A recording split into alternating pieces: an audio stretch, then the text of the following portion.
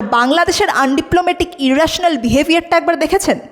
Recently বাংলাদেশের তরফ থেকে বলা হয়েছে যে ভারত থেকে যেন কোনো পপুলেশনের পুশব্যাক না হয় বাংলাদেশে, মানে তারা বোঝাতে চেয়েছে যে ভারতে যে সমস্ত ইল্লিগাল বাংলাদেশিরা রয়েছে, অনুপ্রবেশকারীরা, তাদেরকে যেন বাংলাদেশে পুশব্যাক না করা হয়। মানে এটা কি ধরনের আনডিপ্লোম্যাটিক বিহেভিয়ার? বাংলাদেশের সরকারের কাছে আমার একটা প্রশ্ন আছে এখানে, সেটা হচ্ছে যে আপনাদের দেশ থেকেই ইনফিলট্রেশন হবে ইন্ডিয়াতে, সেই লোকজন এসে ইন্ডিয়ার মানুষের রিসোর্সেসে ভাগ বসাবে, ভারত সেখানে শিকার হবে, ভারত সেখানে ভিক্টিমাইজড হবে, আর সেখানে আপনারা ভারতকেই চোখ রাঙাবেন। এটা কি ধরনের আনডিপ্লোম্যাটিক বিহেভিয়ার?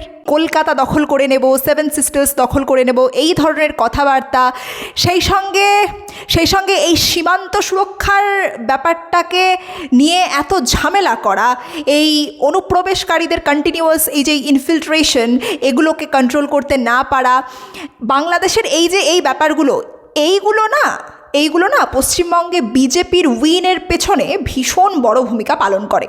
মানে এই সমস্ত বাংলাদেশের এই বিহেভিয়ারটাকে দেখে পশ্চিমবঙ্গের মানুষ বাস্তব সম্বন্ধে অনেক সচেতন হয়ে উঠেছিল, বিশেষ করে হিন্দুদের ওপরে যে অত্যাচার চলছিল বাংলাদেশে সেটা দেখে।